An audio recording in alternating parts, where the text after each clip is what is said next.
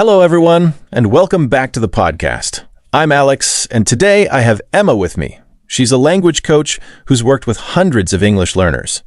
Emma, thanks for being here. Thanks, Alex. Really glad to be here. So today we're diving into something that I think every learner has experienced.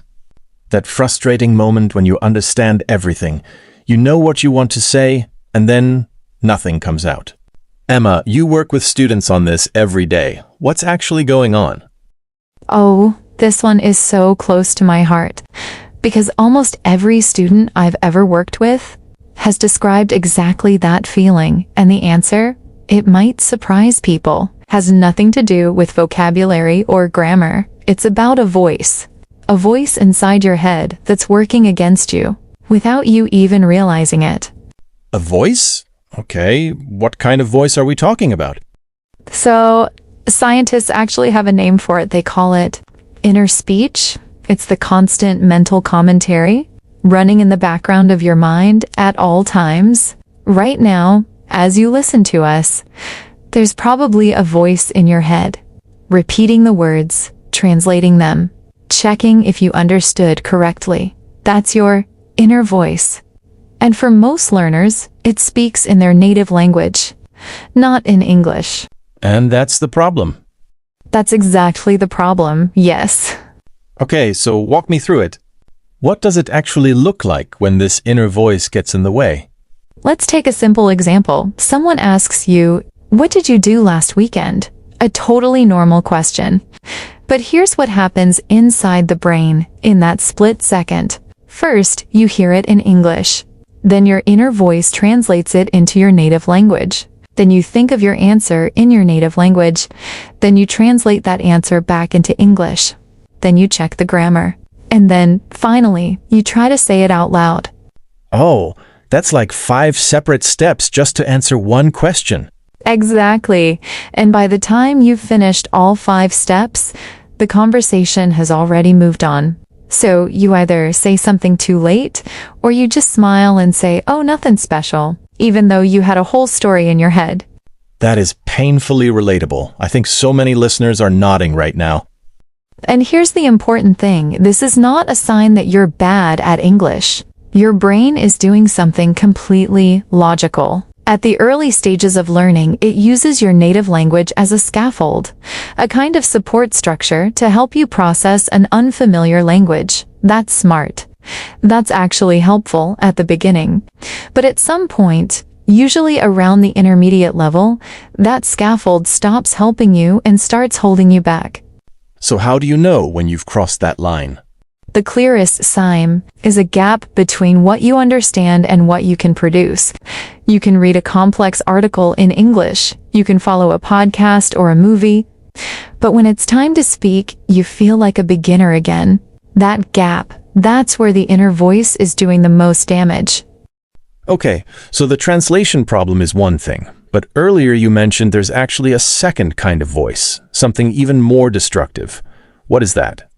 Right, I call it the inner critic. And this one isn't translating, it's judging. It says things like, "Your accent sounds terrible, you're going to make a mistake. They're going to think you're not smart. Just stay quiet, it's safer." Oh, wow. Yeah, I know that voice well. Everyone does. And here's the thing, this voice didn't appear out of nowhere. It developed for a reason. At some point in your life, making a mistake in English felt genuinely dangerous. Maybe a teacher corrected you harshly in front of the whole class. Maybe someone laughed at your pronunciation. Your brain remembered that moment, and now it's trying to protect you from it happening again. So it's not actually evil, it's just misguided. Exactly, it's a misguided protector. But here's the problem. In language learning, making mistakes isn't just inevitable. It's necessary. Your brain literally cannot build new skills without making errors. Every mistake is information. Every error is a step forward. But when the inner critic is loud enough, it shuts the whole process down. You stop trying. You stop practicing. And paradoxically, your English gets worse. Because anxiety blocks access to the language you already know. So the harder you try to avoid mistakes, the more mistakes you actually make. Paradoxically, yes.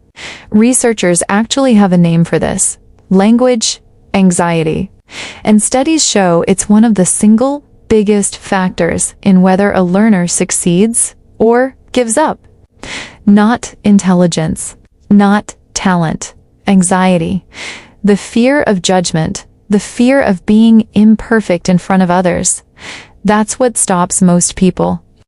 That's honestly a relief to hear, because I think a lot of people blame themselves, like, I must just not be good at languages. And that story is almost always wrong. The issue is rarely ability. It's almost always emotional. It's the relationship you have with discomfort, with imperfection, with being seen struggling in front of other people. All right, so what do we actually do about it? Give us the real, practical strategies. Okay, 3 things. The first one sounds almost too simple, but it genuinely works. I call it catch, don't fight. Catch, don't fight. Break that down for me. Most people have zero awareness of their inner voice. It runs on complete autopilot, translating, criticizing, judging, and they don't even notice it's happening. So the first step is simply this: start noticing. For the next 3 days, every time you encounter English, reading, listening, speaking, just pause and ask yourself, is my inner voice active right now? What language is it speaking in? Don't fight it. Don't judge it. Just observe it. It's almost like a mindfulness practice. Exactly. It comes directly from mindfulness research. The idea is that awareness itself creates distance. Once you can observe your inner critic, you're no longer completely controlled by it. It becomes something you're watching, not something you are. I like that. Okay, second strategy? Chunking. Instead of learning individual words and then building sentences from scratch, you learn whole phrases, ready-made expressions that native speakers use all the time. Things like, to be honest with you, that's a really good point. It depends on the situation. Let me think about that for a second. And why does chunking specifically help with the inner voice? Because when you know a whole chunk, your brain retrieves it as one single unit, the same way it retrieves a single word. There's nothing to translate. That whole translation step just disappears. Native speakers don't build sentences word by word from grammar rules. They retrieve ready-made chunks and combine them. That's what real fluency looks like at a neurological level, and it's something you can train. That actually makes so much sense. And the third? Buying yourself time out loud. A lot of learners feel like they have to respond immediately, that any pause before they speak is embarrassing or signals that they don't know the language. But native speakers pause all the time. The difference is they use filler phrases while they think, phrases that keep the conversation alive. Like what? Give us some examples. That's an interesting question. Well, it's kind of complicated. Let me think for a second. To be honest, I haven't really thought about it that way before. These phrases do something brilliant. They give your brain the time it needs to formulate a real answer while signaling to the other person that you're engaged. You're thinking, you're present in the conversation. So, your mouth is already doing something useful while your brain catches up. Perfectly put. And the goal is to make these phrases completely automatic. Write them down. Say them out loud every single day until they feel as natural as breathing. Because when the moment comes and your brain needs time, your mouth should already know what to do. Emma, before we wrap up, I want to ask you something a bit deeper. A lot of learners say that in English they feel like a different, lesser version of themselves, like they lose their personality somehow. Is that real? It's very real, and there's research on it. Studies on bilingualism show that people often feel less funny, less expressive, less confident in a foreign language, because they can't access the same vocabulary, the same cultural references, the same nuance that they have in their native language. And that feeling of reduced identity becomes its own obstacle. The inner voice says, "This isn't really me. Why bother?" So, what do you say to that? I say, You're not losing your identity in English. You're building a new one. Your English self is not a lesser version of you. It's an expanding version of you. And like anything that grows, it takes time, it takes patience, and it takes a certain willingness to be imperfect while it's still developing. An expanding version. I really love that framing. The learners who make the most progress are never the most talented.